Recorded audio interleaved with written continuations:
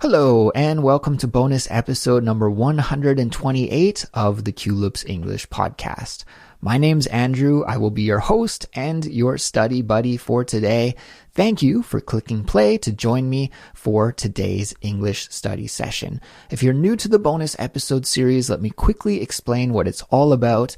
In this series, I just tell you some stories from my everyday life. I'm a Canadian guy who lives abroad in Seoul, South Korea, and I hope that by listening to these stories, you will be able to Big B. What does Big B mean? It stands for build your English fluency, increase your cultural knowledge, grow your vocabulary, and become a better and clearer communicator. So if those are some of your goals with your English, then you're in the right place, and I'm going to try my best to help you achieve those goals. And for each and every bonus episode, there is a 100% interactive transcript and vocabulary glossary. Plus, if you're a Culips member, then you'll be able to get a comprehension quiz as well. Just to say thanks to our Culips members, we give them that free comprehension quiz. So thank you to all the members out there for your support. We couldn't do Culips without you. And if you're wondering, what do I mean by Culips member? Well, if you are looking to take your English to the next level, to make some big jumps with your fluency, well, we've got you covered. We're here to help you achieve that goal. And by becoming a Culips member, you will get all of our tools that we have made to help you achieve that goal, to help you improve your fluency and become a better English speaker and communicator. So you will get things like helpful study guides, quizzes, interactive transcripts, and more for all of our regular episodes. Plus, you'll be able to join us for our weekly speaking classes. We hold about 3 speaking classes each and every week where we talk about a recent Culips episode. And I host one of the classes. The other 2 are hosted by our study guide writers, Alina and Indiana. And they're awesome. I just love these speaking classes each and every week. I look forward to hanging out with Culips members and talking about a recent Culips episode. Last week, we talked about comedy because we were talking about one of the recent Chatterbox episodes where Anna and I, my co-host Anna and I, we talked about comedy and the kinds of things that make us laugh. And yeah, we talked about that episode last week on Thursday with our Culips community, and it was just a super fun, super awesome conversation. And a lot of the members who joined me for that session said it was really helpful for building and practicing their English speaking skills as well. What else will you get if you're a Culips member? You'll get ad-free audio. You'll get access to our Fluency Files series. And I just put the finishing touches on recording a new Fluency Files episode before I hit record on this bonus episode. So yeah, a lot of great things that you can get when you are a Culips member. So why don't you visit our website, culips.com. You can find out all the details and learn all about it. And you can sign up and become a member today for an affordable price. You can join the thousands of other Culips members from around the world who are improving their English fluency with us. So yeah, check it out, culips.com, or follow the link in the description for more details and to sign up. So the story that I have for y'all this week is just a regular Sunday date day with my wife. And we explored a neighborhood in, I guess it would be Eastern Seoul, a little bit east of downtown, but not too far outside of downtown Seoul, just a little bit to the east of central Seoul. And this neighborhood is called Jaegi-dong. And I used to hang out a lot in this neighborhood way back in the day when I first moved to Seoul, because one of my friends, who is also from Canada, he was living in Jaegi-dong. And so sometimes I would go and hang out with him in this neighborhood. It's a really interesting neighborhood. I can't exactly put my finger on why it's interesting. It feels very old-fashioned. Yeah, I mean, it's modernized a lot now, but back in the day when I did go and hang out with my friend there, it was like, whoa, this is a really old neighborhood. There were lots of senior citizens living there, and there still are to an extent. Also, there's a lot of old style housing, And actually, when my wife and I were in the market for a house, we looked at a couple of places in the Jaegidong area. And yeah, we looked at a lot of old houses there. There were plenty to see. And it's got this kind of old-fashioned feeling to it. Also, it's a place in Seoul where you could buy medicine and I guess medicinal ingredients. I don't know if you wanted to make a healing tea or something, and maybe you needed some leaf or some tree bark or some thing to make a kind of natural medicine. Well, you could go to Jaegidong and find a kind of place to buy that kind of ingredient. So for whatever reason, Jaegidong has this kind of old-fashioned feeling, and although Seoul is a very modern city and changes all the time, every week, every month, it's always changing, I think Jaegidong still feels like a kind of old-fashioned place in the city, although it is slowly changing, as I mentioned.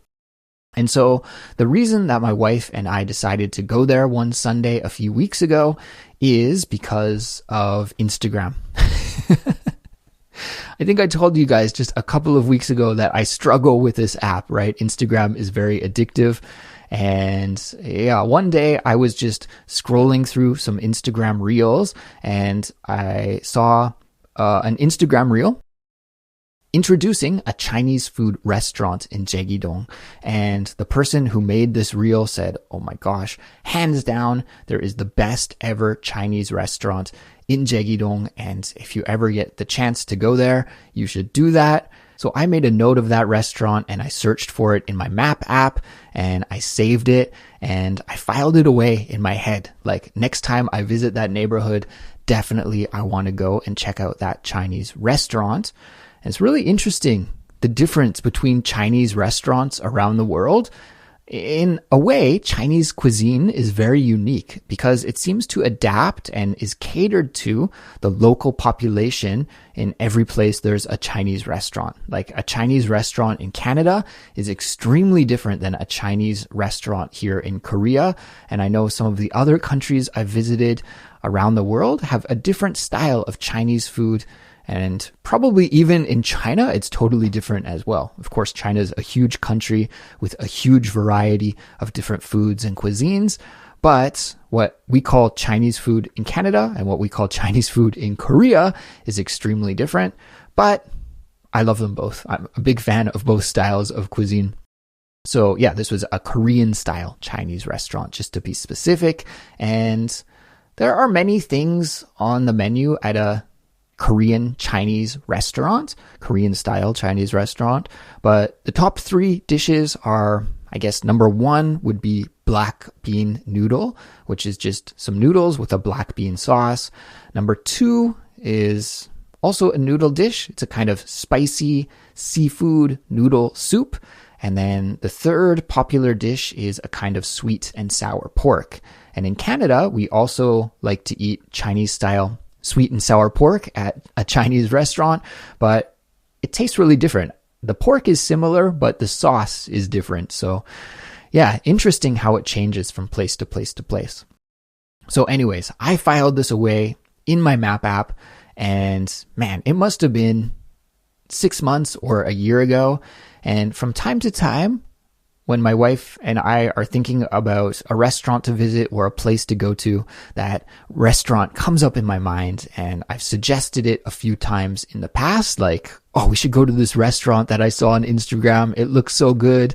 And I don't want to say vlogger, maybe the influencer really sold it, really made it look and sound delicious. So yeah, I suggested that we visit there a few times in the past and we tried to go maybe once or twice. One day they were closed because it was their day off, so the restaurant was just totally closed. And I can't remember what happened the other day. For whatever reason, we didn't get to go there. But it's difficult to go to this restaurant because they're only open in the afternoon, I think for 4 or 5 hours around lunch, like maybe 11:30 until 4 or 5. Like they're really only open, it's weird, in the afternoon, from lunchtime until dinner time, but they're not open for dinner time. And I do think they're also closed a couple of days a week. And then on top of that, there's no reservations and it's extremely small. this restaurant is the definition of a hole in the wall. It's just this really tiny restaurant, and inside there are, I think I counted 6 tables, and they're all just 2-seater tables. And there were 7 tables, because they put this one little table in the back that if you were a solo diner, you could sit at that table and eat by yourself. So finally, the day arrived last Sunday. My wife and I were thinking, what should we eat for lunch? And I said, okay, it's time. Let's go to this Jaegidong Chinese restaurant. And my wife said, okay, let's do it. I'm a really big fan, like I said, of Korean style Chinese food. My wife is like not as big of a fan as me, but she was down and she was a good sport. So we went to the restaurant. It's not too far from our place, so we were actually able to walk there in, 45 minutes or an hour. But it was a nice autumn afternoon, and we always like exploring new places, even though now my wife and I have lived in our new house for over a year and a half. And I have lived in Seoul for many, many years. And now my wife is not originally from Seoul. She's from Gyeonggi-do, which is the neighboring province. But now she's lived in Seoul for several years since after we got married. But still, the city is so big and there are always so many things to see and explore. And like I said, it's always changing. So it seems like every time you visit a neighborhood, something is different. There's a new cafe or new restaurant to check out, new building. Something is always new. So I love just walking around and checking out little side streets and exploring. And that's what we decided to do on our walk to Jaegidong. So finally, after a little while, we arrived at the restaurant and we had to wait. Of course, there was maybe 2 or 3 parties in front of us. Yeah, it wasn't that long of a wait, but you write your name down and you write your order down at the same time. And so we decided to order the black bean noodles, which I said were one of the specialties, one of the staples of Korean style Chinese cuisine. But this restaurant does it a little bit differently. There was a lot of minced meat in the black bean sauce. And usually a black bean noodle here in Korea will have a little bit of meat, but this one was a lot of meat. It was really meat centric. And then also we ordered the sweet and sour pork. So we wrote our order down and we had to wait outside. And yeah, we probably waited not too long, 15 minutes or so. Usually I hate waiting at a restaurant. And if it's longer than 15, 20 minutes or so, I'll just give up and I'll be like, we can come back another time. It's all right. There's not very many places where I'm dying to eat there that I would wait for that long. But in this case, I had really wanted to visit this restaurant for a while. And finally, I had the opportunity to. And I was willing to wait. I said to my wife, we can wait for 30 minutes here. Like, I really want to go in. I really want to check this place out. And another thing is that this restaurant is quite old. If you look at it from the outside, it looks a little bit shabby and dilapidated and run down. But I've got a tip for you. Usually, the restaurants that are the oldest and maybe from the outside they look a little shabby or run down or dilapidated, these restaurants usually end up being the most delicious restaurants. And I guess the reason why that is because they're run down and dilapidated and maybe don't look so appealing from the outside because they're old and they've been there for a long time. And if the restaurant is old and has been in business for a long time, it must mean that they're doing something right? The food is delicious, or the service is amazing, or the staff are kind. But when you think about it, if you're in the restaurant business and you have great service and kind staff and maybe nice prices, but the food sucks, then you're still probably going to go out of business. So at the end of the day, I think usually a restaurant that's been in business for a long time is worth checking out because there's a reason they're still in business. So anyways, from the outside, this Chinese food restaurant didn't look so great and didn't look so appealing, but I knew that that was probably a good sign because probably once we got inside and got our seat and got our food, then it would be delicious. And I was right. So finally we were called and we went inside, and getting inside was a challenge because, like I said, there were just a few tables inside. I think 6 tables, like I mentioned before, but they were super crammed together. And in fact, all of the little 2-seater tables were all pushed together to make like one longer table. And it was just so small on the inside, so cramped. Of course, our table was in the middle, right? So we had a couple dining on our left and a couple dining on our right, and we had to sit in the middle of these diners. And so I had to squeeze my way past this other guy that was blocking my way. So I was like in between, trying to squeeze behind him between the back wall of the restaurant and his chair. And he was a rather big guy that I had to squeeze behind, and he had no space to like move his chair up. He was trying to get out of the way from me so I could squeeze behind him to get into my seat. But there was just no space. Like, it was such a cramped, small little restaurant. And then once I finally did, I sort of had to like jump and squeeze and manipulate my body to get behind him and get into my seat. But once I was able to sit down, then our food came out right away, which I guess is the nice thing about ordering in advance, is that your food comes out right away as soon as you sit down. So we sat down and started to eat. It was really interesting the way that the black bean noodles came out. They came out in 3 bowls. So there were 2 bowls just of plain noodles, and then 1 big bowl of the black bean sauce. And then you could take as much of the sauce as you wanted. And then just a moment after that, the sweet and sour pork came out. And yeah, we chowed down. We got to eating.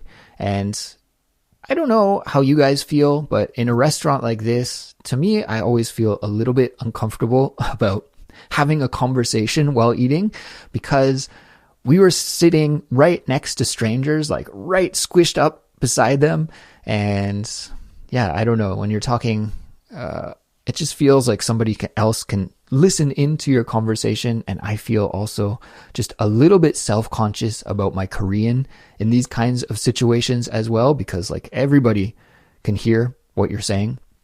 And yeah, also you don't want to talk too loudly about the food. Like usually it's nice to talk about the food. Oh, this is good. This is not so bad, or whatever, right? You can give your food review, but in a small place like that where all of the staff and everybody can hear you. Thankfully, the food was really good, so I had no negative comments to make about it. But yeah, I'd be curious to hear your thoughts. What do you feel like when you're eating in a small, cramped restaurant like that besides strangers? It was actually awkwardly silent in the restaurant. Like, people were just chowing down and eating, but nobody was having any deep conversations or anything like that. I think one of the reasons was because we were all sitting so close together and we were all strangers. So yeah, I don't know. From that point of view, slightly awkward atmosphere, I suppose, but didn't matter because we had food to eat, and it's rude to talk with your mouth full anyways, right? So we just ate our food, and while we were eating our food and enjoying our meal, I was thinking in my head, like, wow, this is such a Korean experience. Like, here I am in this really small restaurant, a hole in the wall that probably if you were a tourist, you would never be able to find. Like, this is just a really, really local experience. I'm experiencing Seoul the way that locals do right now. And this is the kind of place that you would love to introduce one of your friends to if a friend were to visit the city, for example. So I was thinking that thought in my head while I was eating lunch, and like, I was like, oh, I bet you like no other foreigners have been here. I felt like this is really, really just a unique local spot. But then as soon as I was saying that, then I heard one of the staff speaking in kind of broken English, and I looked over and there were 2 foreigners, I think they were from maybe Northern Europe somewhere. I could hear them talking, and I would have to guess probably they were from Sweden or Norway, or they were speaking some kind of Nordic language like this. And they ended up sitting right beside us. So just as I was thinking this thought, like, oh, this is a really local experience, then I was proven wrong, and these 2 girls that seemed like university students. They sat down exactly right beside us and started chomping down on some Korean style Chinese food as well. So I was proven wrong. Actually, I ended up hearing them speak Korean with the server, and their Korean was awesome as well. So I think, hey, maybe they were able to see the same blogger that I was. And they're not tourists. Maybe they live here, because if you were a tourist, you probably wouldn't be able to speak Korean to that level. But anyways, that was just a funny incident that happened while we were eating. We finished up the food, and my review after we got outside and we're walking to the market, because that's the next place we went to. As we were walking to the market, my wife and I were talking about the food, and I loved it. I was like, this was terrific. 5 out of 5 for me. 5 stars out of 5 stars. I really had a great lunch. Probably overate a little bit too much. I really went to town on the noodles and the sweet and sour pork. Not recommended, but actually good before going to a market, because when we got to the market, I didn't want to eat anything. I was too full already. And guys, let me tell you about this market experience. It was incredible. There's this huge market in Jeogidong, and they sell all sorts of stuff. Lots of different fruit and vegetable and meat, and there are restaurants there. There are, like I said, some of those medicinal ingredients that you might use to make a medicine or a tea. Everything under the sun at this market. And we went on a Sunday.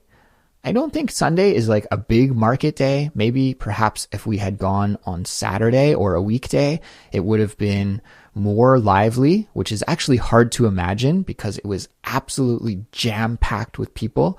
It was hard to even walk through the aisles of the market. It was so busy.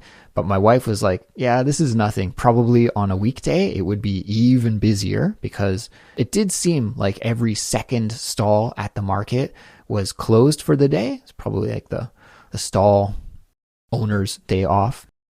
But I thought it was absolutely bustling. So many people. And it's kind of crazy because here in Korea, a huge topic of conversation that I hear on the news all the time, every time I open social media on my phone or look at the news, I see a story about this, and it is Korea's declining birth rate and its low birth rate. And just people here are concerned about the future of the country and how many Korean people will be around in the future because the birth rate is so low. But it makes it hard to think about, because at this market was just so jam-packed with many people. But then when you look at the ages of the people who were there, they're all like 20 or 30 years older than my wife and me. There weren't too many younger people there. But anyways, it was really cool still to experience the market. And we walked all the way down these huge aisles. It was especially cool to check out the fruit and vegetable aisles. And you could see just any fruit under the sun that you wanted to buy was sold there. We ended up buying some apples because the apples were for sale for a really good price. And for the last couple of years here, the apple market in Korea has been insane. They've been really expensive. So expensive that it's hard to justify buying apples. And I haven't really had too many over the last year and a half to 2 years or so, but we saw a good deal on apples, so we snapped them up and we've been enjoying some apples. We also bought some chestnuts. There was a woman who was selling chestnuts, and it was kind of cool. We bought chestnuts and they were just the raw chestnuts in the shell, but the lady asked us when we were buying them, oh, would you like these raw chestnuts, or would you like chestnuts that have been deshelled and the casing removed from them? So my wife was like, can I have half and half? I think we bought like 1 kilogram of chestnuts or something. And the lady at the stall was like, yeah, of course.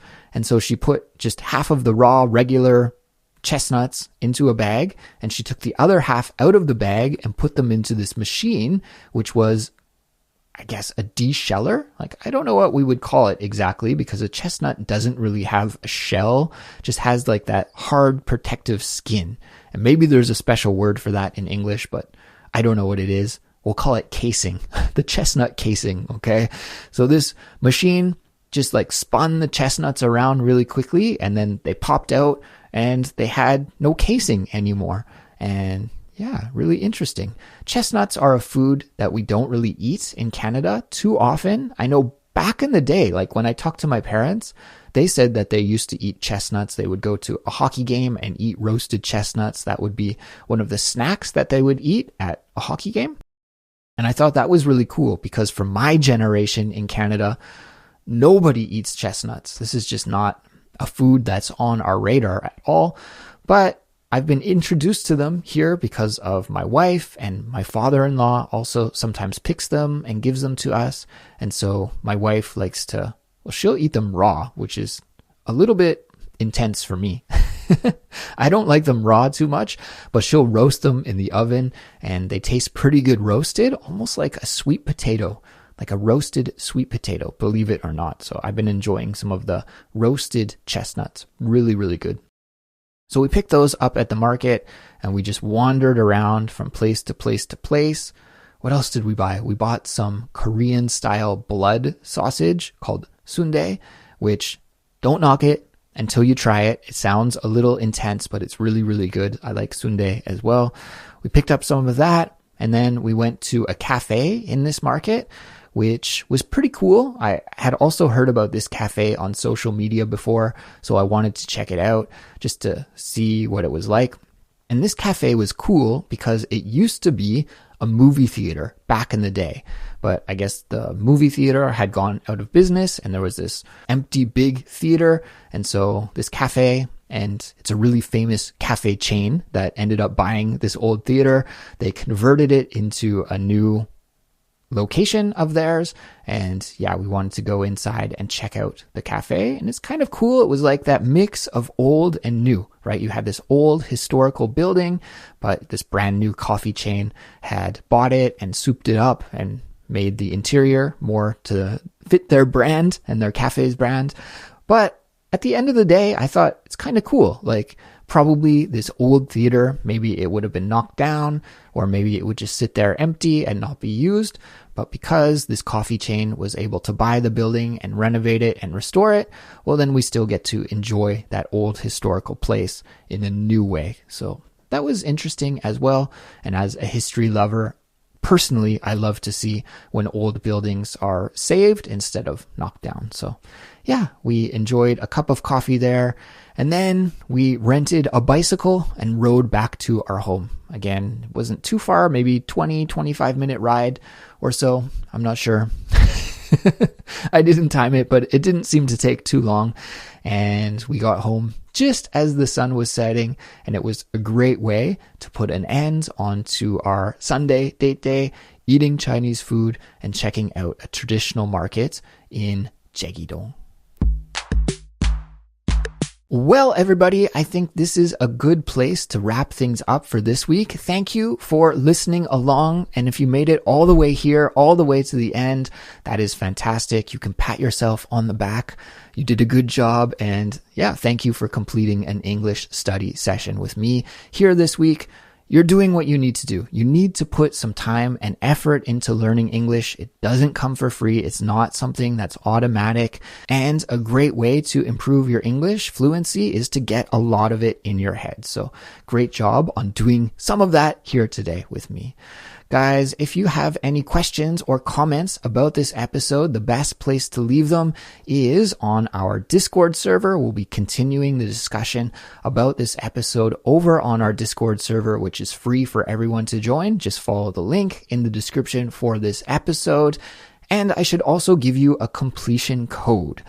So the completion code is a word that you can share just as the word or as a longer example sentence in the comments on the Discord or on our YouTube page or on our Instagram page. And that will just signal to me and to our entire Culips community of listeners from around the world that you finished this episode, you made it all the way to the end, and you completed this study session. So for this week's completion code, why don't we go with the word chestnut? Chestnut. Yeah, I like that one. Chestnut. Okay, so you've got some homework to do. You have to go ahead and make an example sentence, or if you're a little bit lazy, you can just leave the word chestnut. That's okay. That's okay as well. In the comments. So go, and I look forward to seeing those comments. Okay, guys, well, I'm going to take off, but have a great week up ahead. Happy English learning as always. Take care, and I'll talk to you next time. Bye-bye.